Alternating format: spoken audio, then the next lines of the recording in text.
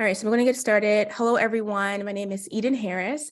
I am a board member at the Washington Association of Black Journalists, where I oversee programming. I'm so happy to do this because it is my passion to give back and help develop journalists. Today, we are tuning in to get an insightful, fruitful conversation from our esteemed panelists, and we'll just get started now. You've dedicated 5 to 10 and 20 years to your job. You've enjoyed talking to sources. It's what you went to school for, to hold the powerful accountable and to be a voice for those struggling to speak up. One morning, you woke up to discover your account was deactivated. After working tireless hours and landing exclusives for your job and growing their audience, poof, you were out.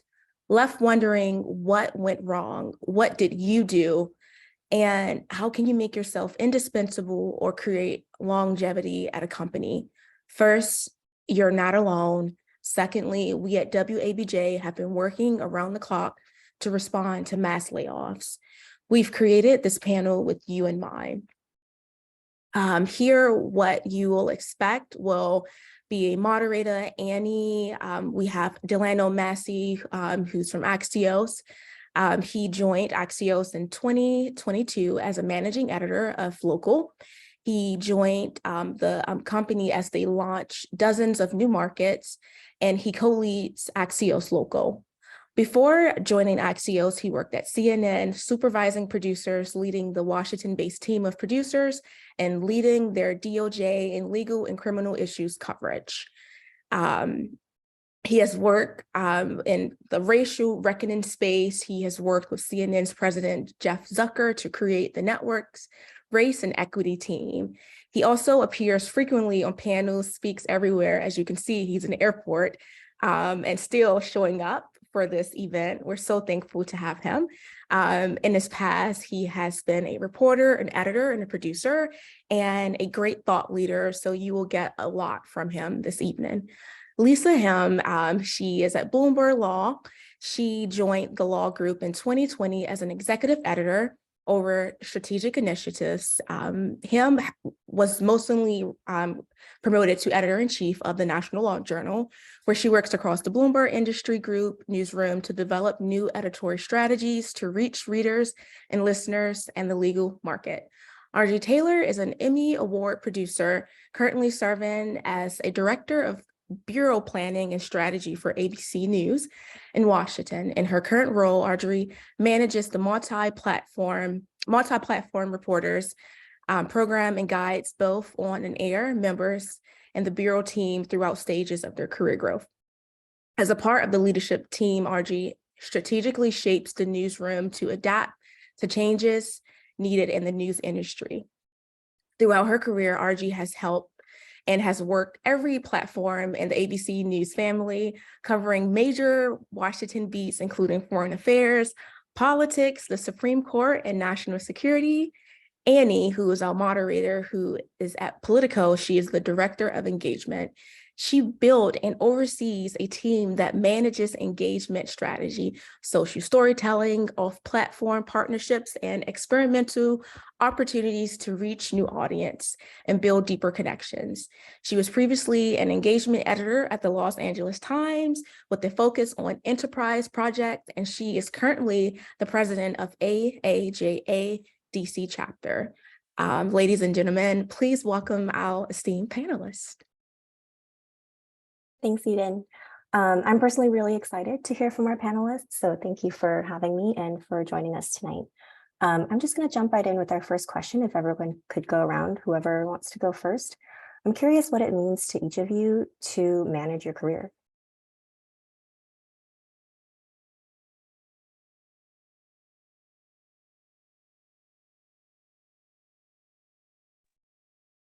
I think, oh, I'm sorry. Delana, you want to go? No, go ahead, Audrey. Managing a career is just really taking ownership of what you envision that the place that you want to be. I think a lot of times we place ownership, we give ownership to other people, and we really have to take ownership. I think there's been many times throughout my career where people are like, oh, you know, what do you want to do? And when people have those questions, what's next for you? I think you have to come with an answer. And part of that is always looking at yourself, what you've done, and where you want your professional growth to go.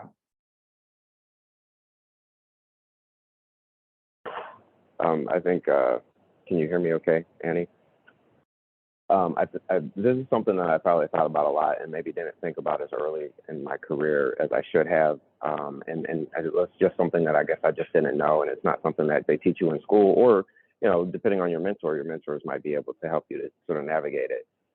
But what I would tell you is, like, if you know what it is that you actually want to do, it's to be intentional and to walk in that direction.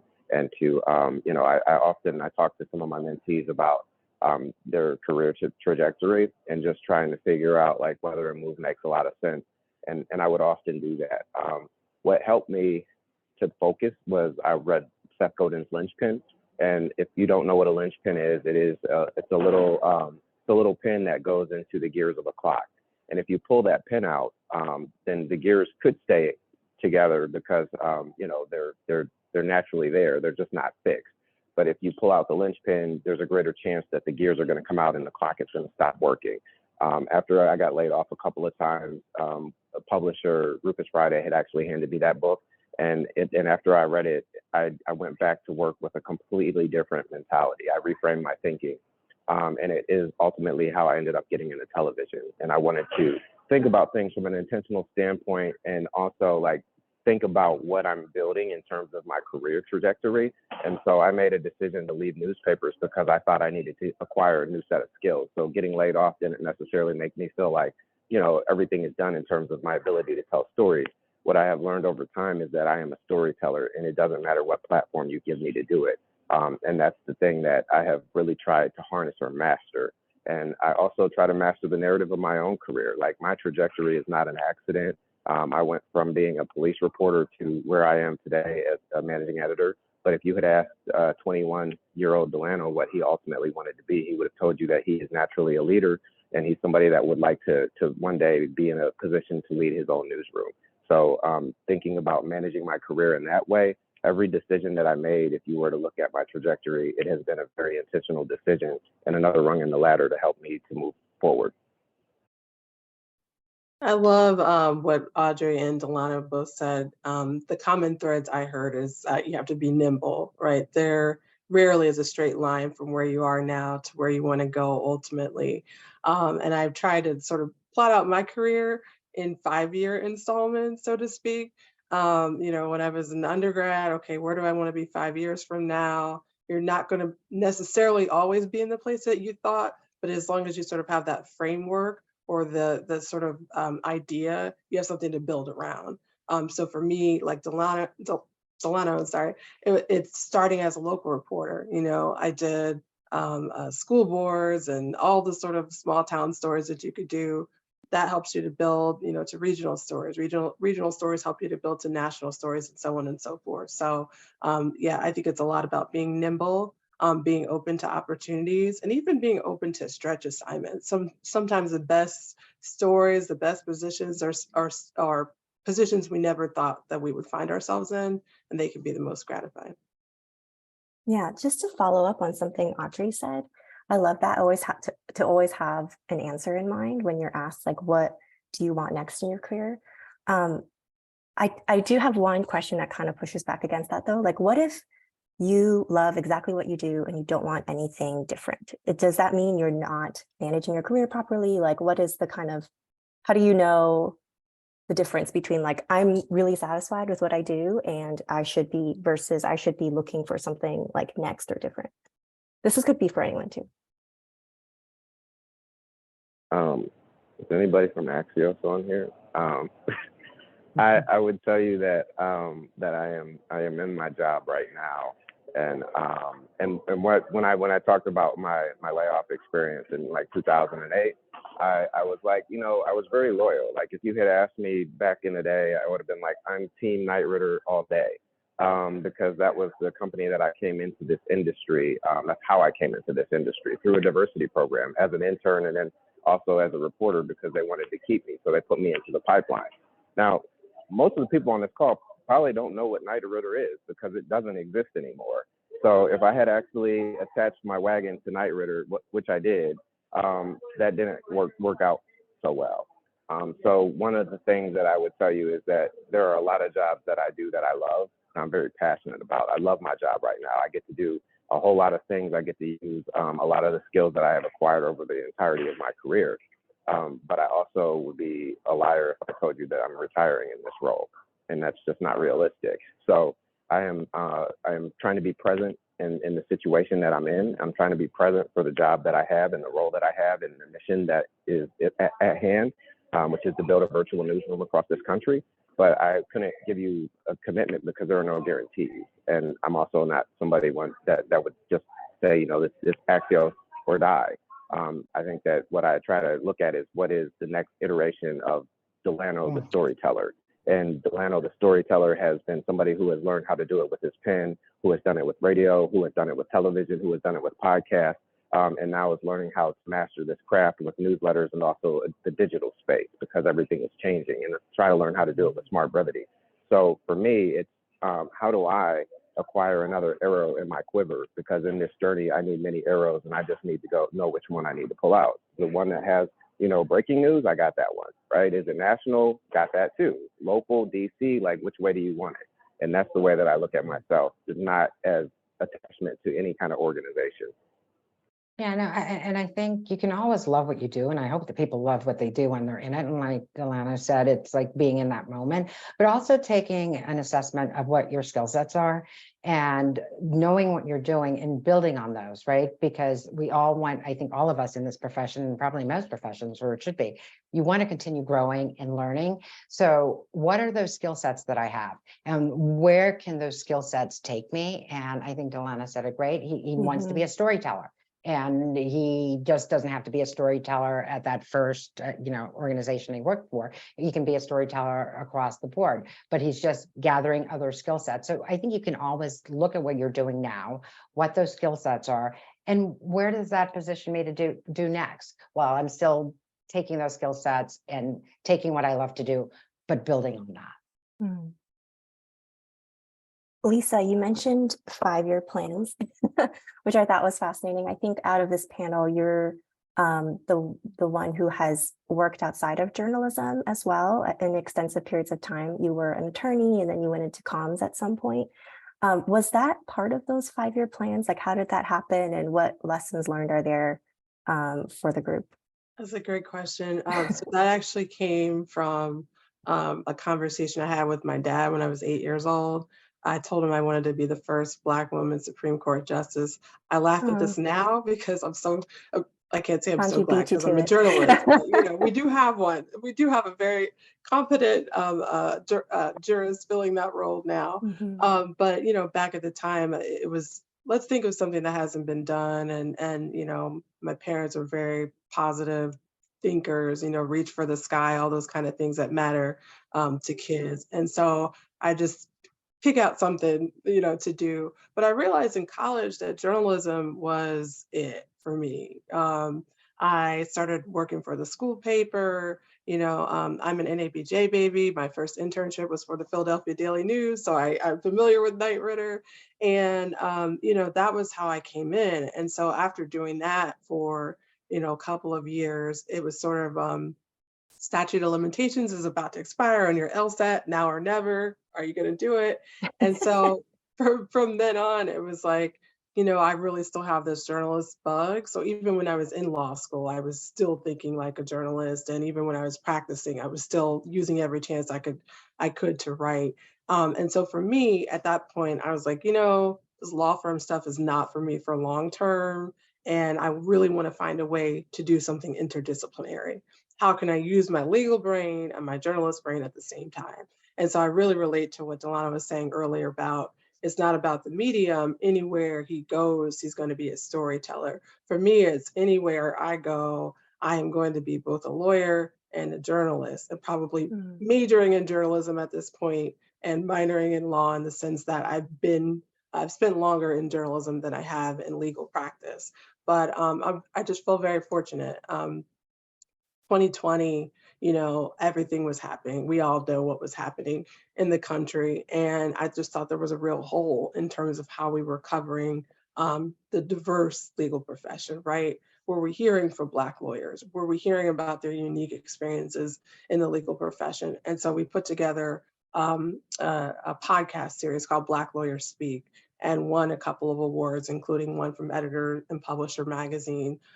Did a couple of other, I won't run them all down, but the point is that, when you have the preparation, it's not always going to be a neat 5-year plan, but if you sort of put in the work, I had done the work as a journalist, starting local, building regional, going national, and then I'd done the work as a lawyer to have the knowledge and the background to be able to put something together like that along with our team.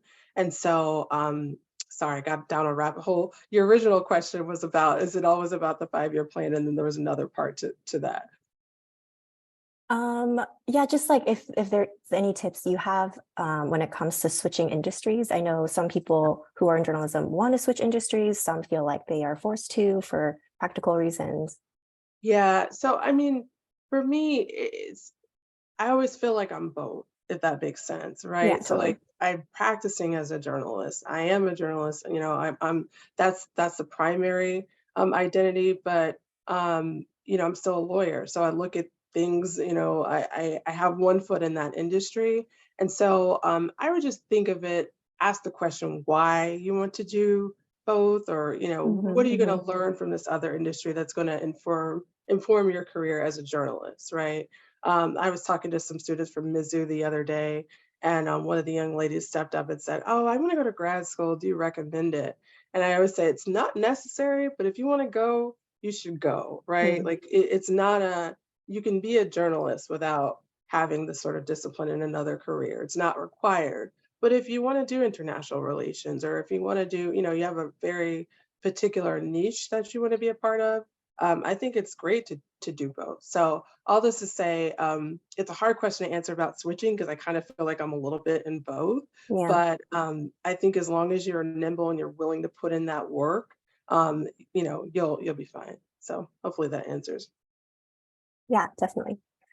Delano, you said something interesting earlier about how you've always, no matter kind of where you've been and what medium of journalism you've been working in, you've always wanted to manage your own newsroom. How did you, and that every choice you've made in your career path has like been intentional in getting you there? Like, can you give maybe one example of like a specific choice you made intentionally that helped you get there?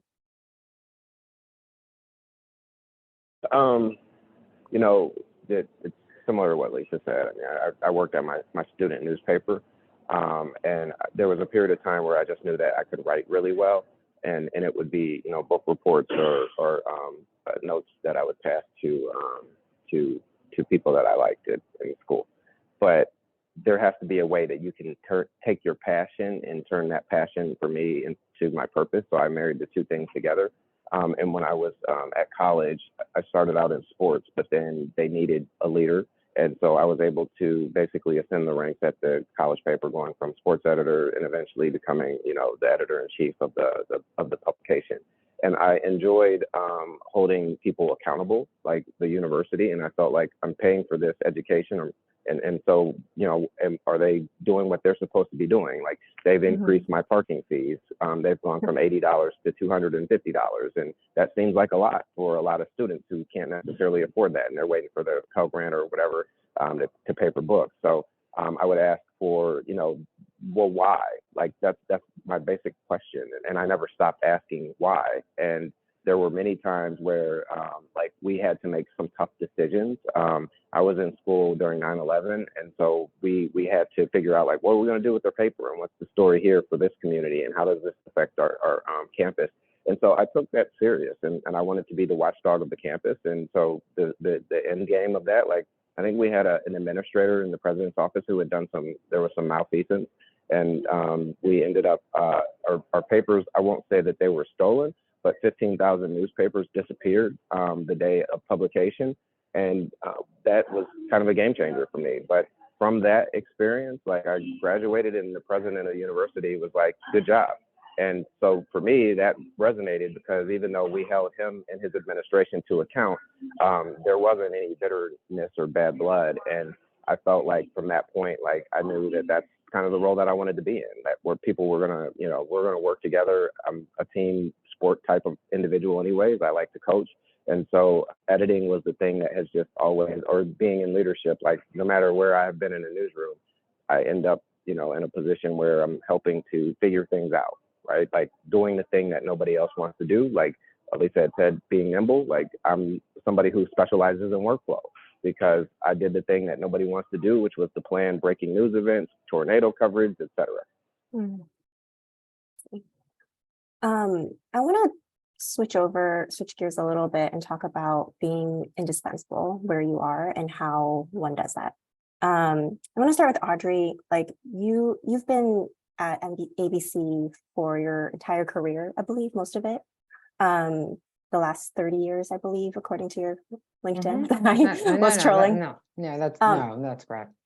Okay, yeah, that's incredible. And how, from the outside looking in, it would seem like, oh, Audrey Taylor has made herself indispensable to ABC. Like, how would you say that's true? And how did you become grow into the position that you are in now? Yeah, indispensable, I don't think is the correct word, because I don't think anybody is indispensable. When you work for a corporate entity or any other kind of business, you're not indispensable because it is a business. And, there are times when they make decisions to not have certain people. For me personally, it was always, and I love the word nimble, because it's always staying nimble and being willing to stretch outside of your comfort zone. And that's how I think I have been able to stay with ABC. And ABC, it was such, I've been there 30 years, and I always say this, I've been there 30 years, but I've had like 7 different jobs. And it's such a large umbrella that it gave me the opportunity to grow and stretch in multiple ways. I started out, a funny story, I started out in HR with ABC. So for the first 3 years of my career, I was a political science major, came back to DC right out of school, got married, like wasn't in a position to move at that time. And I applied for an HR job because my dad was like, well, I don't know, journalism, I'm an immigrant. And so it was like, unless you're going to be a doctor or a lawyer, journalism, my dad's like, go into HR, that's a good job. That's a good profession. And there was an opening, and I ended up at ABC in HR. And about 2.5 years later, I was looking over the contract, and the WGA contract, and I'm like, oh my God, there's a position in here that, because it was highly union 33 years ago in the TV industry. And I'm like, they have carved out a little thing for a minority training program where you can get around the union. So I kind of showed it to somebody. I said, oh, we should post this.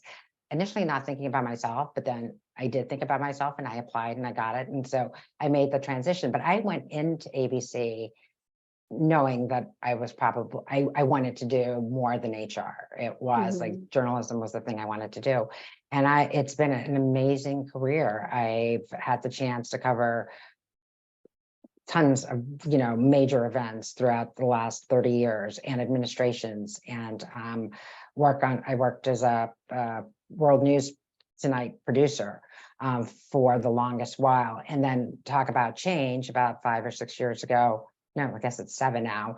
Our bureau kind of was restructured, and the way we were doing things in the bureau shifted a bit. And they came to me and they said, you've been the producer covering, doing a lot of stories on Supreme Court. How would you like to cover the Supreme Court?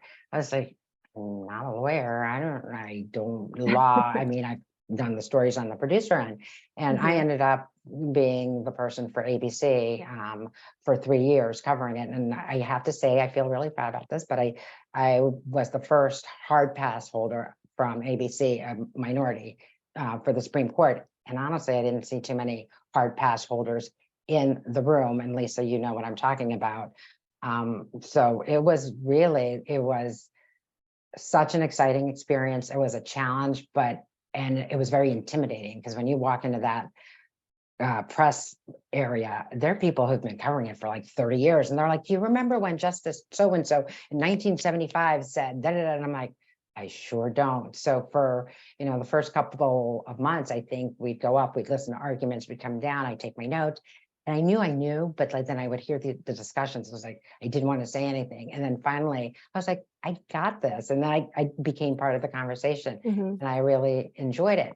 So Pivot, we're starting ABC News Live, and they thought the desk could manage it, and something broke on a weekend and things didn't go right. And they said, Audrey, can you help us out for, your day job is still the court and still working with the justice unit, because I was part of Pierre Thomas's team.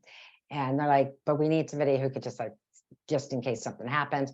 So I took that and we helped create a show, The Briefing Room, which I ended up like booking and producing and like every ounce of it. So it was the first iteration of our stream, what's ABC News Live now, but back then it was just called Live.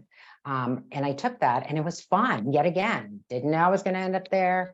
They said, do you mind doing it? And so finally I was like, you know what? I have to do this full time. I kind of have to give up the court. I'm like, Devin, can you help me out? Do you want to do the court?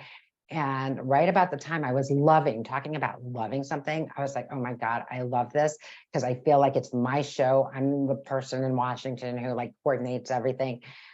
Stacia, who was our deputy bureau chief, was going to help out a radio on a stretch assignment. And they're like, look, do you mind filling in and in this position? I'm like, but I really like what I'm doing. They're like, oh, it'll be 3 months. Well, 3 months has now been like 4 years. So, and this has been different as well, because I'm a producer at heart. I'm a storyteller at heart. And when you move into that other position, this position I'm in right now, it's not the same. It's more administrative, right? It's like making sure other people are out telling the stories and doing the things. So what I've been able to do is do special assignments. And I, talked to a couple other executive producers, whatever. I'm like, if you ever need help on certain things, let me know. So Soul of the Nations, I senior on pretty much 2 or 3 times a year on the specials, the hour-long specials. And that has kept my foot in that world, because I can't do what I'm doing unless I'm up to speed with what the new things are, the new trends and like technology, things are always changing. So I try to keep part of me still in that world where it's storytelling. But so it's I've done everything, like you name it, a position within ABC, I probably had it at some point.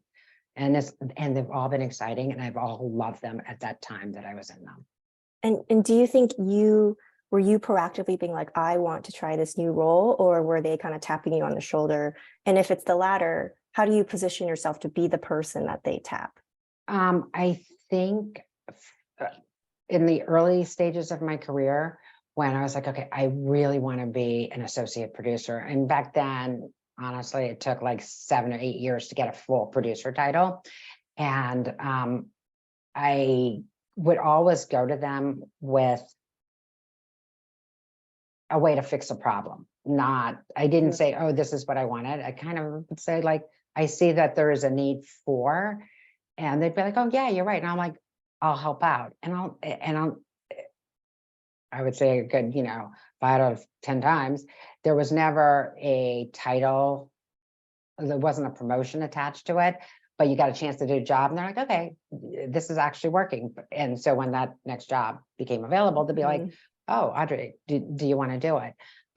So I don't think I've ever really gone to them and say, this is what I want to do.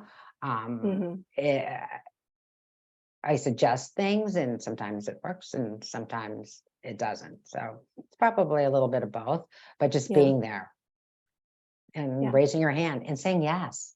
I think people forget that, say yes, can't hurt. Yeah, for sure. And then just to switch gears a little bit to talking about preparing for the unexpected, for example, layoffs, what advice does the group have for people who are unexpectedly laid off? For example, more than 100 people at NPR this week. I've been laid off as a reporter, and and I was at the Beacon Journal, which was like, this was the dream job. I was able to go back home. And I thought, well, this is cool. And then Knight Ridder imploded and they were acquired, and they ended up, McClatchy acquired Knight Ridder, and then they didn't keep the Beacon Journal. So the Beacon Journal got sold. And I was freaking out, and I went to my mentor who hired me, and I was like, there's going to be layoffs. And I looked at the guild contract. So they lay off one person. I'm the last person that was hired. So I'm pretty much toast. And she was like, and what can you change about that? And I thought about it for a while, and I was like, nothing. I can't change it. So then she was like, okay, well, it's out of your control and there's nothing that you can do about it. Then what?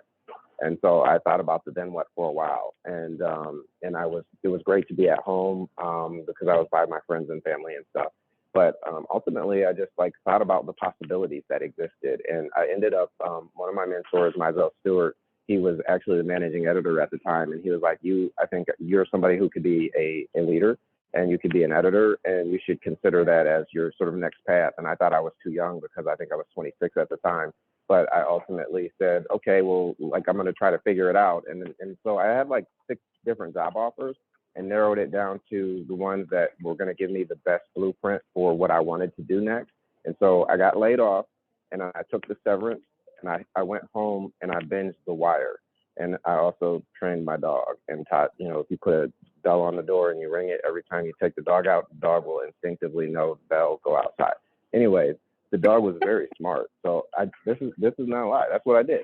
And then I got laid off again when I was the editor at the Herald Leader, and it was the same scenario. And we're in the room, and they're like, okay, we have to go down an editor, and it's going to be the least tenured editor. And I'm like, hey, I think that's me. I think I'm the youngest editor, so I think I'm gone again. And so anyways, same situation. This time I went home and I binged Heroes, and then I thought about what I wanted to do next. And I explored possibilities, including being a police officer, an FBI agent. And then I signed up to go to get my master's degree at the University of Kentucky. And ultimately, I got called back to go to the newspaper. They wanted me to come and be the Metro editor. And so I did, and I was like, I'll try this journalism thing one more time, and that's it. If I get laid off again, I think it's time to do something else. But I was open to it. Like what everyone else has said, Audrey, Lisa, we've been saying the same thing, being nimble. But more than anything, I didn't worry about it. And the thing that I learned from that first experience, I carried that into the second one. I wasn't going to worry about it. The right thing was going to come along, and I just knew that things were going to be all right. And it's the same kind of piece that I have now. Things are going to work out because they typically do. Even if I can't see it in that moment, I am where I am supposed to be right now.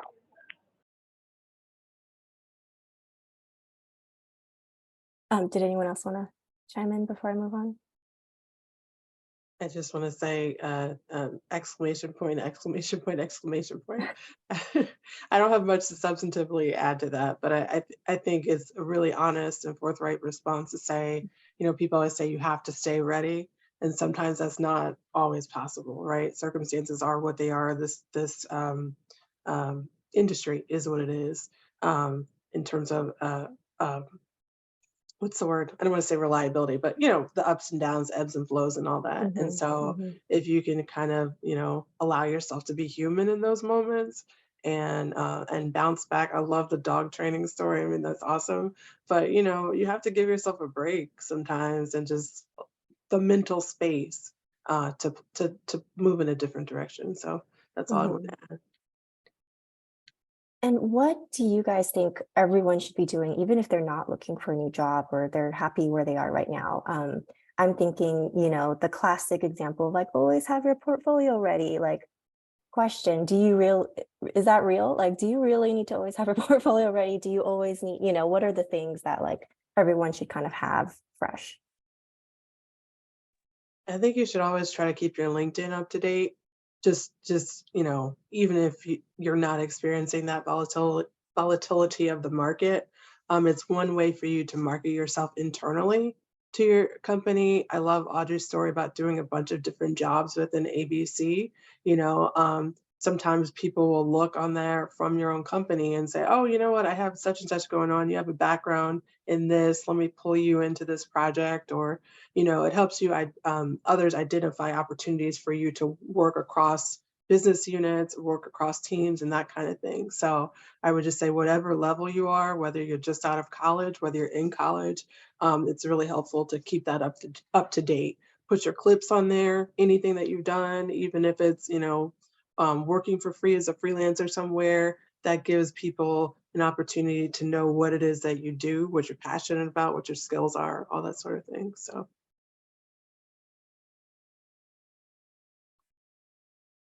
Yeah, that's pretty much it. I have a website and I try to keep it up to date as best as I can. I keep LinkedIn up to date.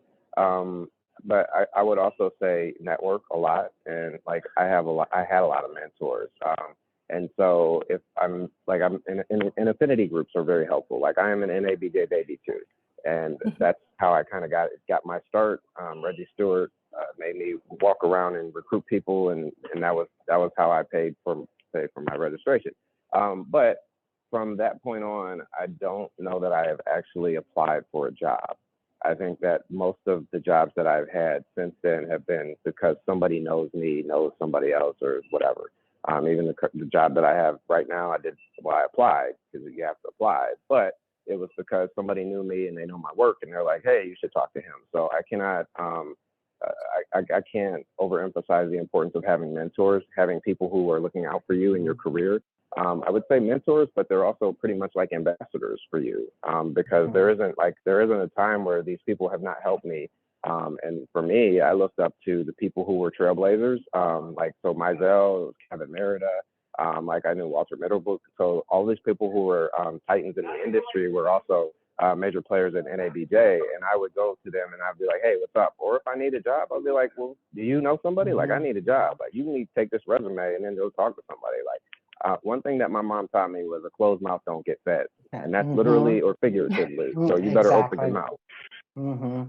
No, and mentors is so important, but I think mentors outside of a company, just don't look inside your company. It's so important to have those other people that you can reach out to throughout your career. And networking, we think we're a huge industry, but we're really not.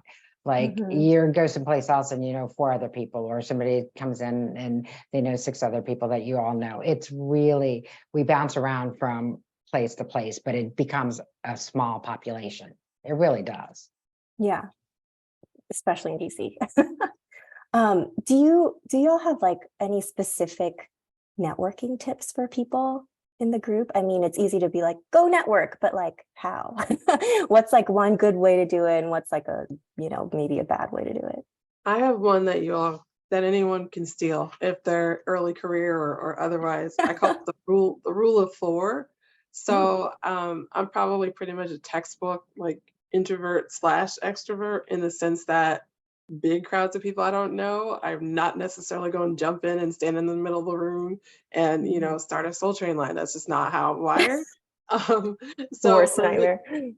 Worst nightmare. So for me, it's always very awkward to like walk up to people who are already engaged in conversation, be like, hi, my name is, So, but with my rule of 4, it's that I have to meet 4 new people or collect 4 new business cards before the end of the night, and then follow up with either like LinkedIn requests or, just email to say, hey, great to meet you, blah, blah, blah.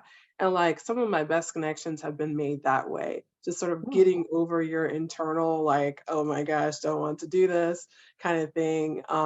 So I would say that just kind of like find a way to get past your own anxiety of doing that, and you'll find that will pay dividends.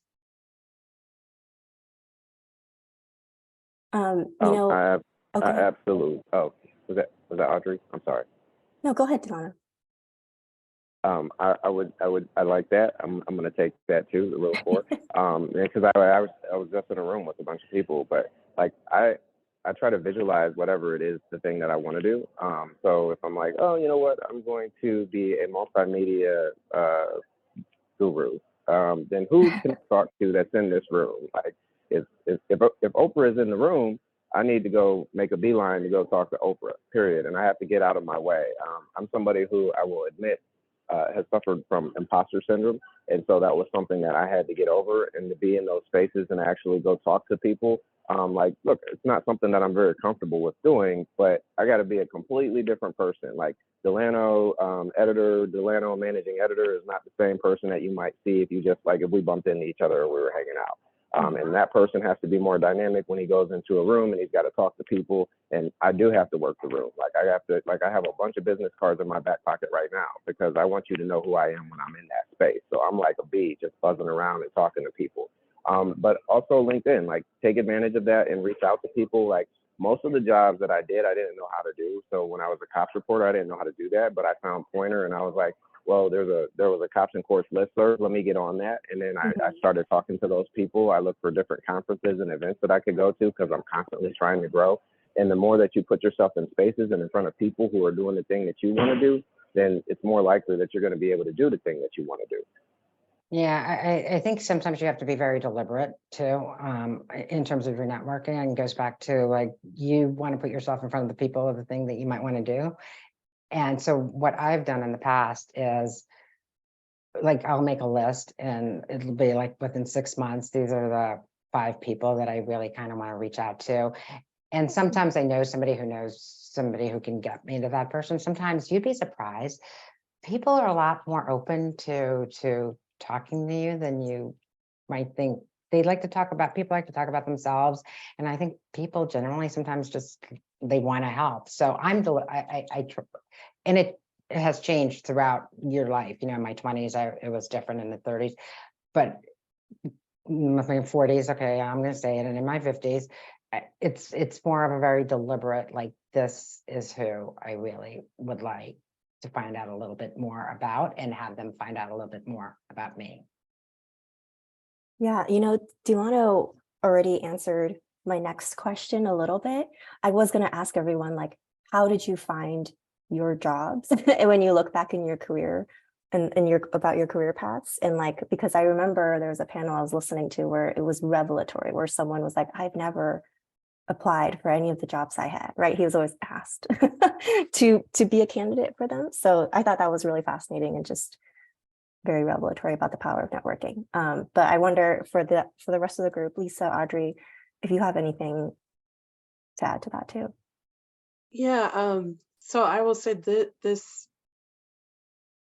I've mostly applied for jobs in my career, going back to like the beginning, but maybe the last 2, no. And so it's, at my last job, I was the first African-American or first person of color to be editor-in-chief of the National Law Journal. And so that put me in a lot of rooms that I hadn't been before. And one of those rooms was a diversity lab event where they are brainstorming, thinking about ideas to diversify the legal profession. The person sitting on my right as a fellow judge on the panel for this was the CEO of my current company. And so we kept up, and we were laughing because we kept getting outvoted on the ideas. We were agreeing, everybody else was disagreeing with us. And so I said, I should keep this connection. I'm not necessarily looking for a job right now, right? But never hurts to know people. And so, just started keeping up. And then when everything was starting to happen in 2020, I was like, my real passion within the larger framework of covering the law is covering people of color in the law, right? We have had lots and lots of, and Audrey knows this very well too, lots of decades and years of stories about the folks that are sort of comprise most of the profession. But what about the folks that are busting through the ranks to become the first Black managing partner of this firm or the first chairman of that law firm? Like, I can't imagine what their story is like, what they've had to overcome to get there. And so that really birthed a lot of stuff. And once, I think Delano mentioned this earlier about identifying your passion and coupling that with your purpose. I was very clear that was my passion. So it's like, okay, how can I do this on the greatest scale with the most resources? And so, kept talking to the CEO. He introduced me to the editor-in-chief of Bloomberg Industry Group, and they invited me to come back. So been back here 2.5 years, and so far so good. So.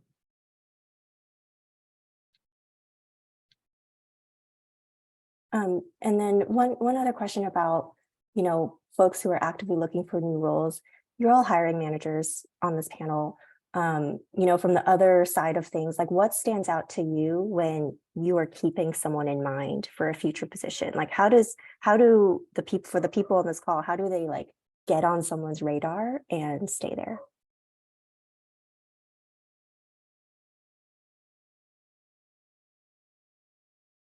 Well, I guess I will. I've hired a lot in the past year. Because Axios has gone from 17 markets to about 30. And I think I've probably hired about 40 people, maybe. So, you know, I look for the story behind the story a lot of times. You know, what I can see on a resume, usually it's like, oh, bullet point, bullet point, bullet point, bullet point, right? That's cool, but it doesn't tell me about the kind of journalist that you are. So for me, I'm like, what's your archetype as a journalist? Like, what kind of journalist are you? What kind of journalism do you do? What is the body of work that you have? And so for me, it's the conversation. Like, I'm accessible. Like, I just put my email in there. Like, and this is a tip from the last one. Like, I'm absolutely, I will say, I'm accessible. Reach out to me if I can help you out. Like, I will. One person might do it because that's typically what happens. But you know, those are things that like have helped me. I am very much committed to helping other people because I realized that I would not be where I am. So I'm mindful that you know you might have to clear a hurdle in order to try to talk to me, but that's a huge step. Like if you send me an email and you're like, hey, I wanted to, so I'm like, okay, well that's check one, right? And then the conversation. Well, what have you done? What do you want to do? Do you know what you want to do? And if you're able to kind of help me and you can tell a story, I'm a storyteller. So if you can tell me a really good, compelling story, then I'm like, okay, cool. Then we're moving along. Like, what's the job? Does it align with what we're trying to accomplish? And so it just depends on like what the situation is. And the people who are most memorable, like there are people who I've just mentored throughout like a lot of their career, and they continue to send me their work. And so I'm seeing their growth and I'm seeing how they're getting better. And I'm like, well, you're going to stay on my radar, right? If I sit you at NABJ and you're like, hey, what's up? Like, what's going on? Are you hiring? Because those are the things that I did. Like, true to what like Lisa said, I was at NABJ, and I think when I went to the Associated Press, my boss was on the bus at Prince's house. We went to Prince's house in Minneapolis, and I sat next to her. We had a conversation, and it didn't materialize into a job until a year later. And then she's like, hey, you're the guy who's from Ohio. I sat with you on the bus. Are you interested in coming to the Associated Press? And that's the way that it happened. I love all those examples. One of the things that is, I think, a privilege for all of us on this call at this point in our careers to think about is when we were that age, when we were just starting out and who helped us, right? Three people I'll call out: Greg Lee, Sarah Glover, and Marcus Mabry. Marcus Mabry, I have similar stories to Delano. I was at an NABJ convention, I think the one in Dallas, way back when. I won't say when, I won't date myself, but I was a junior reporter for the local that I mentioned, small local paper. And I remember showing Marcus some clips, and Marcus said, okay, he was with chief of correspondence for his Black person in that role at Newsweek at that time, and said, okay, when you apply for this job at Newsweek, mention in your letter that you met me here at NABJ. And I thought, oh yeah, sure. Like, I'm sure he's going to remember me out of all these people that he's talked to here. And the thing is, I took him up on that, and he did. And I got the internship, and that blossomed to working at People, and People blossomed to working at other places. So I just remember that sort of small or big step of faith, you know, and I encourage the students I mentor to have that. It may not seem likely to you, you know, oh, why would they pick me? You know, you have, Delano mentioned imposter syndrome. I think we've all experienced that at some point. But if you can get past that and just say, you know what, maybe I don't belong here, maybe I don't know, you know, maybe I'm not ready, I'm going to try anyway, and let them tell me, you know, no, as opposed to me telling myself no. I think that makes all the difference. I like what he said also about being accessible. I'm on Twitter. I think we're all on Twitter, LinkedIn. I put my email in the chat. You know, if you want to find us, you can find us. You all are excellent journalists, I know. So we'll reach back, just like people reach back to us. That's all. I also like people who don't get discouraged. There's a name I just saw scrolling across the screen. I'm not going to call this person out, but it's somebody I met at NABJ, I don't know, wasn't last year, maybe 3 years ago. And he has been very persistent in reaching out, and he's applied for certain things that were maybe not the right thing at the right time. But I can see that name, and like that sticks with me because it's somebody who doesn't, you don't have a job for me right now, who doesn't stop like reaching out. So don't get discouraged. Just because there's nothing there right now, that doesn't mean that'll be the case forever. Yeah, definitely. And I just want to plus one to what Lisa said earlier about like not letting your imposter syndrome get in the way of applying to something, even if you feel not qualified. I do have a personal story I like to share to like college students particularly, but I'm sure it applies to a large number of other people with other experience levels. But my job at the LA Times is actually my first ever staff position. I worked a lot of tech jobs before that. And the way I got it was I applied to be the deputy editor deputy editor of the engagement team there when I had zero engagement experience and I'd never held a real job. That was not because I had no imposter syndrome, is because I didn't understand the word deputy. I thought it meant like assistant, like the lowest person on the team, when I actually was applying to be like second in command. But like, I'm really glad that happened because they kept my resume as like, oh, this person looks like a really young, like good entry level person for whenever we're able to hire for that role. And they reached out to me 8 months later when they were able to build a team from scratch. So that was just an incredible story of like how I started my career technically at the LA Times. And I tell that to a lot of younger folks, like the gall of me, right? To apply for a job like that. But my resume literally sat in a drawer for 8 months and then they pulled it out and were like, let's reach out to this person. And I was the first social producer that they hired when they were ready to rebuild the team. And that's also why I got the job I have now. I followed my boss here. So pretty incredible. Have the audacity to do the thing that people don't think that you can do. Like, do it, yeah. A great example of that. Yeah. Yes, to Patrick, just try. I do want to open it up to anyone who might have a question. Feel free to unmute in a sec, but first, just one last question from me to the panelists. Is there any other like last piece of advice that you guys want to impart to the group, or other things that you wanted to mention that you didn't get to?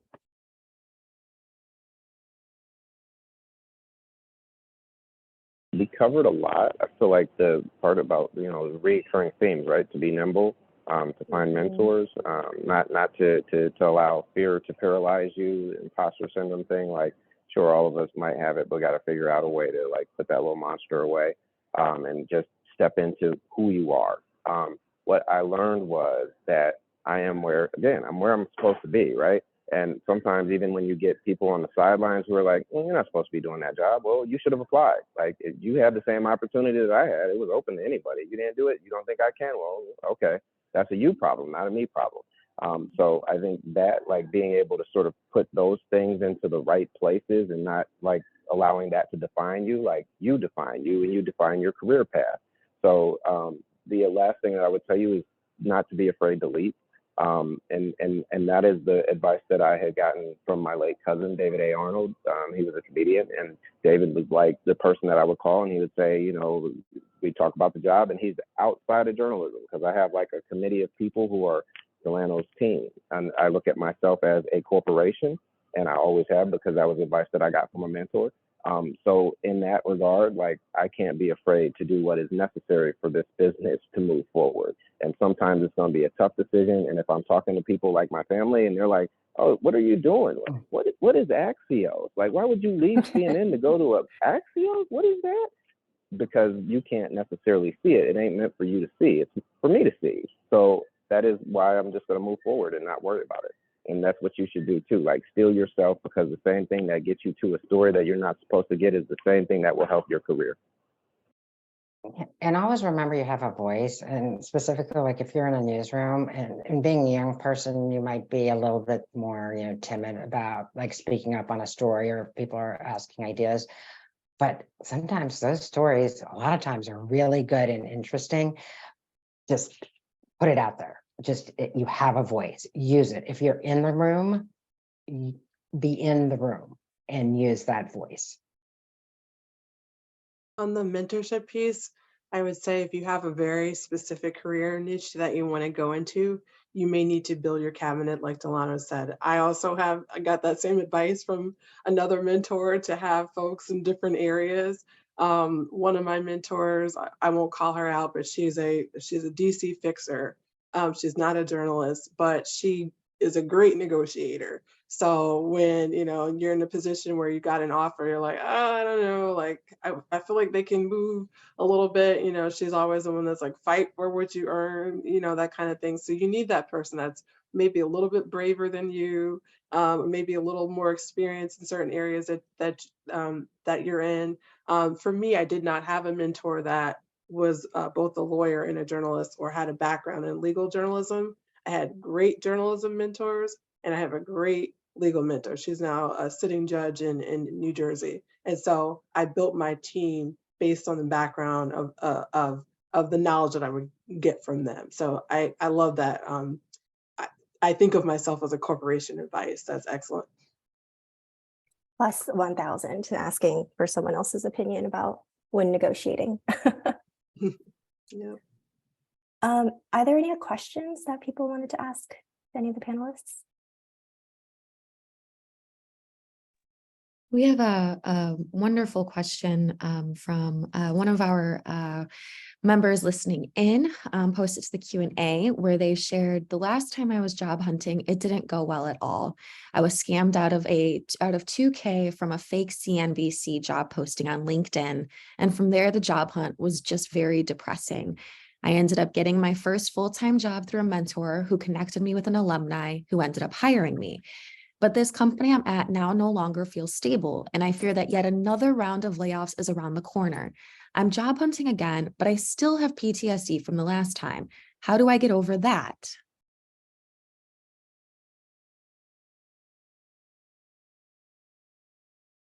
That actually reminds me. Oh, go ahead, Delano. No, go ahead. No, go ahead. I was just going to say, it reminds me, I totally meant to also ask you guys about just like the mental and emotional toll behind layoffs and job hunting. So this is great. So, like one thing that I guess I wish I had known before, like it would have been nice if like I have a therapist, right? And that's it is a perfect way to sort of work through some of this, to have some tools that you can like work through, whether it's anxiety or anything else. Like it is a very important thing to take care of yourself, because if you're not good, then nothing else is going to matter. Like the job's not going to be good, your family's not going to be good, so make sure that you're good. But look, bad things are going to happen, and I wish that I could like put myself in a little bubble, a protective bubble wherever I would go, but that's just not the case. And even at a place like Axios, it's a startup, but there are things that happen. There are things that happen, and it's going to put you in an uncomfortable position sometimes. The best advice that I got also from a mentor, I got a lot of good advice from mentors, is to be comfortable sometimes being uncomfortable, because sometimes it's the discomfort that is the thing that is helping you grow to the next stage that you need to actually be at. And so just listen and try to pay attention and take the growth period for what it is, and know that every storm runs out of rain. So don't feel like this is the time and this is it. This is not a definitive moment. This could be a defining moment for your career or your life, but it is not the definitive one that is the end of whatever it is for your career, depending on what it is that's happening.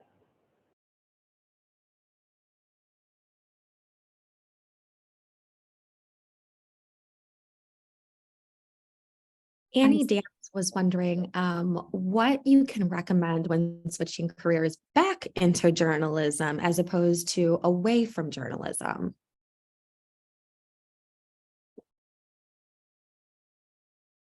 I think you give yourself time to relearn things, right? I think I mentioned earlier, I spent 4.5 years as a journalist, went to law school, practiced for 2 years, and then slowly found my way back to journalism after doing comms for a little bit for a law firm and for some campaigns.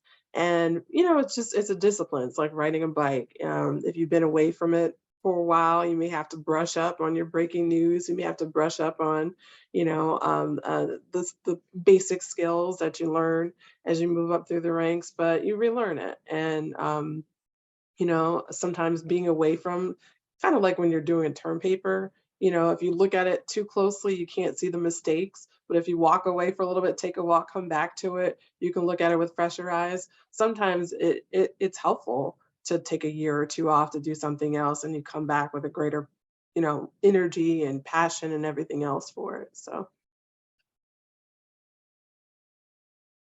I find that fascinating also, and because I like the story behind the story, and like I don't think you should penalize somebody if they left the industry and then they came back. And one of the most talented reporters I work with, Jessica Schneider at CNN, she's a Supreme Court reporter, but is a lawyer, and she left and she practiced law for a period of time and then ended up going back, but that helped her. And I think that there are a couple of people that we have hired at Axios who went out and then came back into the industry. Like, if you can write, it doesn't really matter. And also, there are so many ways that you can keep like a foot in the game right now, especially like you could create a Substack. And if you have a particular expertise, then you can start to build audience around that. You can build your own community, and you can write, you can freelance. And I tell people all the time, like, especially for like my mentees, you really only need like 4 really good pieces in your portfolio. So if you're like looking at the next year, then look at, I'm going to hit a home run quarterly. I don't have to hit a home run every single day. Like, that's not even realistic. But if you can hit a home run quarterly, and then you have a really definitive, substantive piece that you can point to, even if it's a freelance piece, at the end of the day, that's what I want, is the conversation with you. Like, do you know journalism, and can you get me a good story? Carlos is wondering if any of you can offer advice for older journalists who are re-entering the market after there's been a layoff or a buyout. Same thing that I just said. And keep up with technology, because that, if it's going to be the one thing that will be the hardest, is how things change so quickly when it comes to the technology. So keeping up with that. But I think Delana hit it on the head, and that was across the board for everyone.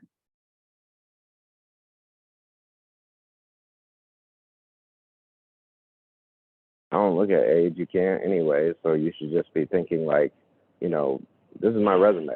Like, this is what it's going to be. Like, you like this or you don't like this. That's it. Okay, great. I think we've got to all the questions. Candace, am I right? It does look like that. I'm curious, personally, I wonder if others have thought about this. I know technology is so big right now, and we see from social media to LinkedIn to personal websites.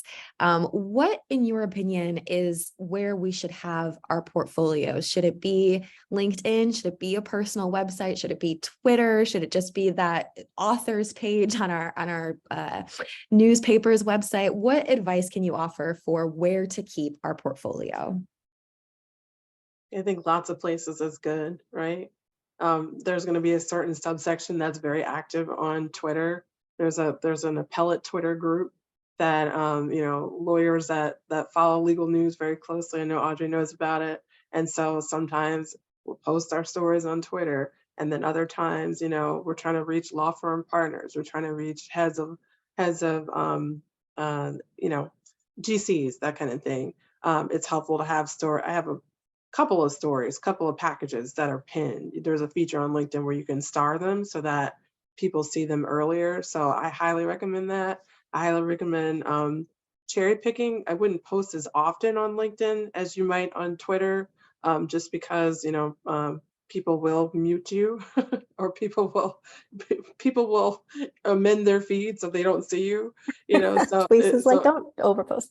Exactly, don't overpost. I would say at most, maybe if you're on the job hunt, maybe most twice monthly or maybe even 3 times monthly, but be very selective, like Delana said, about cherry picking your very best work and putting that in front of people.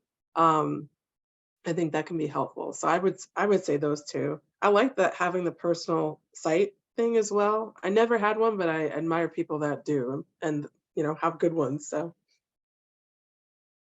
This isn't about, I just believe you should flood the zone. Like that's like if you Google me, like I want it to pop up with everything. You know, I want it to pop up with Twitter, my website, my LinkedIn, like articles, like I want YouTube, I want everything because that's gonna actually be the thing that helps to elevate your brand. And also we're in a digital space. Like if you're not in this digital space, you don't have some of these things and you're messaging me and you want to come work at a digital platform, like I'm gonna have some questions for you about that. good point. I was just going to say, this isn't directly about like how to host your portfolio or website, but I think as you do things that you're really proud of, I would just make sure you're filing that away somewhere. You don't want to get in a position where you're trying to recall the, 10 last things you did that you're really proud of. I think especially for me, like I don't write. So my byline is not out there, and I want to be able to recall the last like great edits I made, right? Or the last kind of story pitches that I framed. So that's just one thing that I keep in mind. While we're on the topic of technology, Ranjani, and I'm so sorry if I just pronounced your name incorrectly, is curious about, for those who are job hunting, what are the best places or best sites to look for a job in communication or journalism?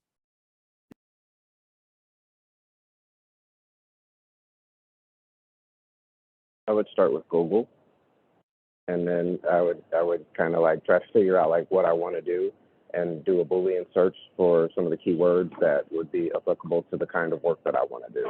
But beyond that, I would also say, well, where do you want to work? Like Right. the more that the more that you narrow this down, like then it's a little bit easier. Like, do you want to work in, like when I got out of school, if Reggie had said, we have a paper in Alaska, I would have been like, okay, cool. Like, I mean, it just depends on where you are and what you want to do. And I think you have to sit with yourself and figure out what that looks like for you. And whether you're on the sidelines or you're, trying to figure out like a transition, like think about what does the next phase of my career look like and be intentional about that. And then start applying for, like, look at LinkedIn. Like LinkedIn has a great dashboard that will help you find some of this. There are different groups on LinkedIn too for journalism. They're constantly posting jobs. Look on Twitter and do the same search that I'm telling you, like a Boolean search, do the same search on Twitter. And again, hit all the affinity groups. Like, again, flood the zone, be in every space. And like, I'll take Disney for example, go to our job, go to Disney, the main page, and then you pick what areas you want to look at, and then that'll pop up. And do stuff like that regularly. It doesn't hurt to check to see what's, recently been posted. I think if you're part of these affinity groups too, like if you have a newsroom in mind, you should reach out to someone who works there, ask them like about a specific team, like what do they know if they're hiring soon, or, like what's the kind of I tried that. like? Everyone is like, there's a hiring freeze. And I was like, oh, yeah.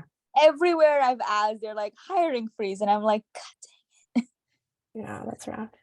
But that's when you build your relationships, right? Like, and that's where the networking comes in. And just because there's nothing today doesn't mean there's going to be nothing tomorrow. Mm-hmm. A freeze on thaws. And my father, he worked at UPS, and he is 81. Yeah, he's 81. But he got his job at UPS initially because he kept going into the office. And at a time when they didn't really want to hire Black men, he was like, hey, there's an opening. And they were like, there's no opening, sir. Please stop coming over here every day. And he would take the obituaries over there. And he was like, this guy is not here anymore. So I know there's at least one opening. And so, the guy was like, well, that's pretty clever. So I'll hire you. And that was kind of the thing that worked. But he was paying attention to what was going on, and he wanted it, and he just kept going up there until he got the thing. So that is the person who raised me. So if there's something that I want, I'm going to go after it, and I'm going to try to figure it out. And if I can't get to it one way, I'm going to figure out who that person is. And it's like, Kevin Merritt is my mentor, but I was like, I'm going to have Kevin Merritt mentor me. I don't know how, but I'm going to find somebody who knows him, and eventually he's going to do it. And that's what happened. If I can say a shameless, I love that story. First of all, the let them tell you no, I have to credit my mother with that. That's That was her phrase. Let them what? and so- what? Let them what? Let them tell you no. So like, don't tell yourself no. Oh, let them before tell you give no. Okay. yourself the opportunity. Mhm. Yeah.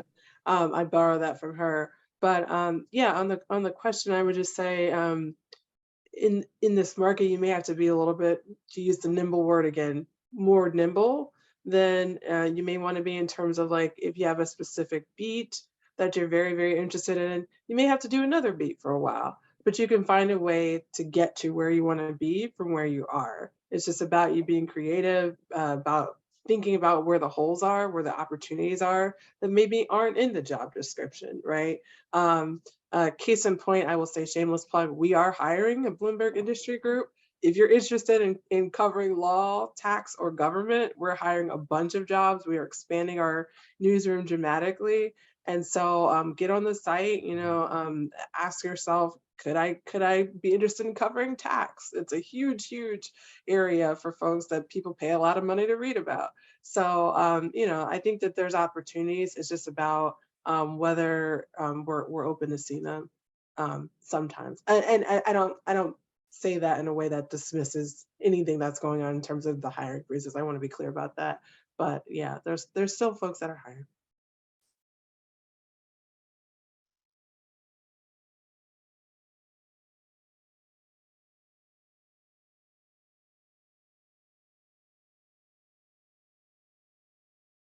What an amazing discussion from our panelists tonight.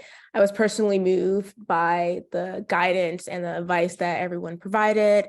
Every storm runs out of rain took me out. Like, that was the phrase that just gave me hope for other folks. And I'm just hoping that folks can take this inspiration, this advice, and just use it when you are applying for your next role. What's next from WABJ? If you enjoy this discussion and you want more programming, please visit WABJ.org. We are on social media at AAJA-DC. I think that's a great place where you can catch up on programming and what's next. We have a job fair on April the 1st where recruiters from Axios, Bloomberg Law, like big companies are coming together to talk to you, and you can talk to them. Because we are committed to the growth of our journalists, we are putting together a series to help polish and get you ready for your job search. So our next program will be on personal branding, so please stay tuned. We're so happy that you were able to join us today. My name is Eden Harris. I am the programming chair over at WABJ. And if you can, just show love in the chat for our panelists, maybe an emoji or whatever, just give them a round of applause because they were so amazing. I'm just so grateful. Before we close, I just want to shout out my Chief Executive Assistant, Cheyenne Daniels, who you heard talking her amazing voice. It was giving podcast vibes. She was just so helpful in helping me put this together. I couldn't have done it without her. I'm just really thankful, and my heart is just so full right now. So I hope you guys tune into what WABJ has to offer, and have a good night, and we'll see you soon. Bye. Thanks, y'all. Thank you very much. But thank you. Thank you. I have 2 new postings. Every storm runs out of rain. Let them Yes. tell you no. I Make love sure it. people do it. I've got a takeaway. I wrote that down. I wrote in my notes, Lisa's mom, colon, until you know. So I'll remember that. No, I wrote them down too. All right, guys. Bye. Thank you guys. Safe travel.